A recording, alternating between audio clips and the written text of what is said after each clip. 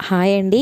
Egg Malay masala చాలా డిఫరెంట్గా ఉండబోతుంది. టేస్ట్ అయితే సూపర్గా ఉండబోతుంది. తప్పకుండా ట్రై చేయండి. ఫస్ట్ కోడిగుడ్లను ఉడికించి పక్కన పెట్టుకోవాలి. ఒక ప్యాన్లో 4 స్పూన్స్ ఆయిల్ వేసుకొని ఒక పావు స్పూన్ సోంపు వేసి వేయించుకోండి. సోంపు వేగిన తర్వాత ఒక అంగుళం అల్లం ముక్క, ఒక 10 వెల్లుల్లి రెబ్బలు వేసి వేయించుకోవాలి. ఇవి వేగిన తర్వాత ఒక 8 పచ్చిమిర్చి కూడా వేసి వేయించుకోవాలి. ఒక రెబ్బ కరివేపాకు కూడా వేసుకోవాలండి. పచ్చిమిర్చి మనం ఇందులో కారం వేయం, ఈ ఘాటే మనకి కాబట్టి పచ్చిమిర్చి కావాలంటే పెంచుకోవచ్చు. అది మన టేస్ట్ మీద డిపెండ్ అయి ఉంటుంది. ఇవి వేగిన తర్వాత ఒక పెద్ద సైజు ఉల్లిపాయ చక్కగా సన్నగా తరిగి వేసుకున్నాను. ఒక 20 జీడిపప్పు పలుకులు, కొంచెం కొత్తిమీర వేసేసి వేయించుకోవాలండి. ఇది బాగా ఎర్రగా వేగాల్సిన అవసరం లేదు, నార్మల్గా వేగితే సరిపోతుంది. వేగిన తర్వాత స్టవ్ ఆఫ్ చేసేసి చల్లారబెట్టుకోండి.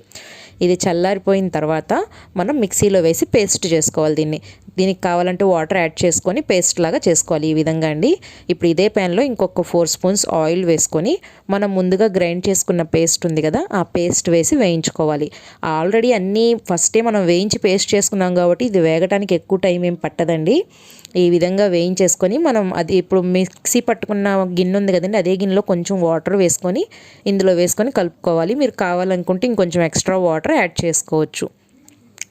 ఈ ప్లేస్లో కొంచెం మన టేస్ట్ అకార్డింగ్ ఉప్పు వేసుకొని, ఇక్కడ మీకు ఘాటు తగ్గింది అనుకుంటే ఒకసారి టేస్ట్ చూడండి. కొంచెం మిరియాల పొడి చల్లుకోవచ్చు, ఆప్షన్ అనమాట. ఇప్పుడు ఇందులో ఫ్రెష్ క్రీమ్ వేస్తున్నానండి నేను ఒక 4 స్పూన్లు. ఫ్రెష్ క్రీమ్ లేదు అనుకుంటే మనకి ఇంట్లో పాల మీద మీగడ ఉంటుంది కదా, ఆ పాల మీద మీగడ వేసి కలుపుకోవచ్చు. ముందుగా కట్ చేసుకున్న కోడిగుడ్డు ఉడకబెట్టి పక్కన పెట్టుకున్నాం కదా, ఆ కోడిగుడ్లని ఇట్లా చక్కగా కట్ చేసి పెట్టుకున్నాను. ఆ కోడిగుడ్లని దీనిలో వేసి మనం చక్కగా కలుపుకోవాలండి. ఇక్కడ ఫ్రెష్ క్రీమ్ అంటే మనకి ఇంట్లో పాలు ఉంటాయి కదండి, ఆ పాలను కాసేపు మనం ఫ్రిడ్జ్లో పెట్టేస్తే పైన ఒక తేటలాగా వస్తుందన్నమాట. దాన్ని మనం ఒక గిన్నెలోకి తీసుకుంటే అదే ఫ్రెష్ క్రీమ్ అండి. ఆ ఫ్రెష్ క్రీమ్ లేదు అనుకుంటే మనకు పాలు కాచిన తర్వాత వచ్చే మేగడ ఉంటుంది కదా, ఆ మేగడ కూడా వేసుకోవచ్చు. ఇప్పుడు కొంచెం కొత్తిమీర చల్లుకొని పైన ఈ విధంగా కోడిగుడ్ల మీద కూడా చక్కగా గ్రేవీ వేసుకొని ఒక 2-3 మినిట్స్ ఉడికించుకుంటే కూర రెడీ అయిపోతుంది.